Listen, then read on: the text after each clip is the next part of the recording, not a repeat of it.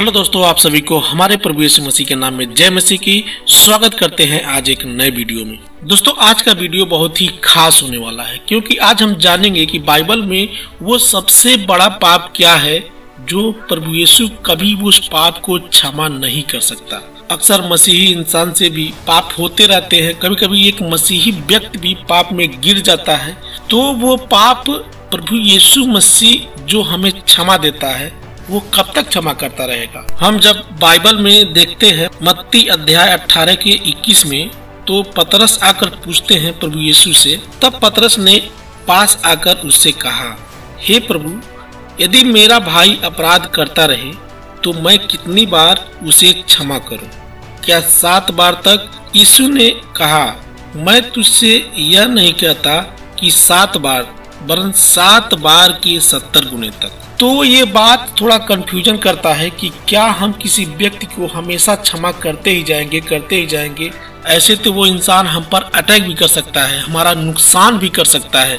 देखिए मेरे प्रियो, इस बात को समझने के लिए मैं आपको बता दूं कि कोई भी मसीही जल्दी पाप में गिरना नहीं चाहता है, लेकिन बहुत सारे ऐसे लोग होते हैं जो पाप ही करते जाते हैं। उनको पाप करने में बहुत मजा आता है।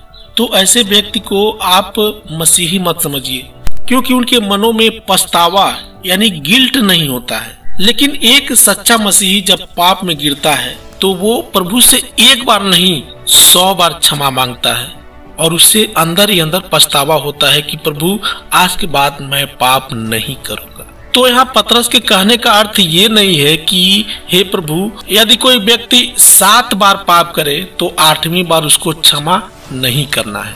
नहीं, यह कहने का मतलब ये है, इसको ध्यान से समझिए, कि परमेश्वर की सोच और एक इंसान की सोच में अंतर होता है। परमेश्वर कहता है कि तुझे 7 बार के 70 गुने तक क्षमा करना है, यानी हमेशा हमेशा के लिए क्षमा करना है। मगर कैसे? अगर कोई व्यक्ति सच्चे मन से क्षमा मांगता है, अपने हृदय से क्षमा मांगता है, तो उसे क्षमा कर देना चाहिए।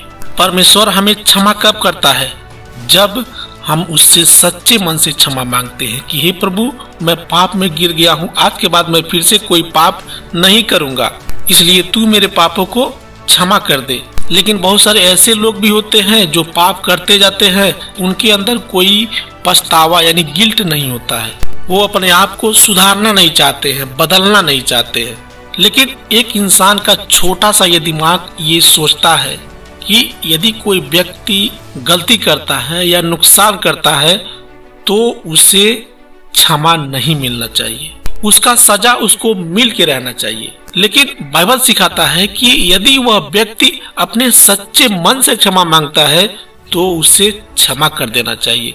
1 यूहन्ना अध्याय 1 के 9 में लिखा है, यदि हम अपने पापों को मान लें तो वह हमारे पापों को क्षमा करने और हमें सब अधर्म से शुद्ध करने में विश्वास से योग्य और धर्मी है। लेकिन ठीक जब हम इसके ऊपर वाला आयत पढ़ते हैं, यानी 1 यूहन्ना अध्याय 1 का 8, तो यहाँ यूहन्ना लिखते हैं, यदि हम कहें कि हम में कुछ भी पाप नहीं तो अपने आप को धोखा देते हैं और हम में सत्य नहीं। तो कहने का अर्थ ये है कि यदि हम अपने पापों का प्रभु से क्षमा मांग लेते हैं और अपने पापों को मान लेते हैं तो प्रभु हमारे पापों को क्षमा कर देता है। ठीक उसी प्रकार वही क्रिया सब पर लागू होता है।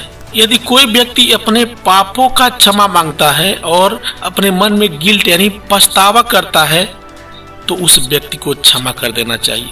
मैं मानता हूं कि उस व्यक्ति से आगे चलकर भी गलतियां हो सकती है, बाद में भी उससे गलतियां हो सकती है, लेकिन इस बार वो अपने हृदय से, अपने सच्चे मन से क्षमा मांग रहा है तो उस व्यक्ति को क्षमा कर देना चाहिए। बहुत से लोग ये भी पूछते हैं दोस्तों कि बाइबल में सबसे बड़ा पाप क्या है। बहुत से लोग ये भी कहते हैं कि बाइबल में सबसे बड़ा पाप है कि पवित्र आत्मा का निंदा करना, पवित्र आत्मा का कहना नहीं मानना, पवित्र आत्मा का अपमान करना, जैसा कि मत्ती अध्याय 12 का 31 और 32 में लिखा है। लेकिन मेरे प्रियो, मैं आपको बता दूं कि ये पूरी सच्चाई नहीं है। बाइबल में ये कहीं नहीं लिखा है कि यदि कोई व्यक्ति छोटा पाप करे तो वो नरक से बच जाएगा और बड़ा पाप करे तो वो नरक में जाएगा। यदि कोई व्यक्ति छोटा से छोटा पाप करे तो भी उसके पाप बिना यीशु के लहू के नहीं धुल सकता है। वह छुटकारा तभी पाएगा जब प्रभु यीशु मसीह पर विश्वास करेगा। मेरे प्रियो, बाइबल में एक जगह ये लिखा हुआ है कि हाय उस पर जो दूसरों को गलत रास्ते पर ले जाता है, यानी जो दूसरों को पाप के रास्ते पर ले जाता है और उनसे पाप करवाता है। हम जब पढ़ते हैं लूका अध्याय 17 का 1, तो यहाँ प्रभु यीशु मसीह कहते हैं, यह निश्चित है कि वे बातें जो पाप का कारण है आएंगे, परंतु हाय उस मनुष्य पर जिसके कारण वे आती हैं। हाय उस मनुष्य पर जिसके कारण वो पाप आते हैं। हम जब अपने घर में बैठे बैठे कोई मूवी देखते हैं तो जाहिर सी बात है कि उस मूवी को हमारे घर के बच्चे भी देख रहे होते हैं। उसमें लड़कियों के आधे कपड़े पहनना, एक दूसरे के चुंबन लेना, नाच गाना, डांस, ये सब जो है हमसे हमारे परिवार के लोग भी सीखते रहते हैं। हमारे परिवार में जब कोई बूढ़ा बुजुर्ग शराब पीता है या तंबाकू खाता है तो जाहिर सी बात है उसके घर के बच्चे भी उसी रास्ते पर चलेंगे। तो ऐसे मनुष्य के लिए ये वचन कहता है कि हाय उस मनुष्य पर जिसके कारण उसके घर में पाप आता है। जो इन छोटों में से किसी एक कारण को ठोकर खिलाता है, उसके लिए यह भला होता कि चक्की का पाट उसके गले में लटकाया जाता और वह समुद्र में डाल दिया जाता। आज सभी चाहते हैं कि हम वो पाप करें। हमारे अंदर सैकड़ों बुराइयां हैं, हम झूठ भी बोलेंगे, चोरी भी करेंगे, हर तरीके से नशा भी करेंगे, लेकिन हमारे बच्चे वो ना करें।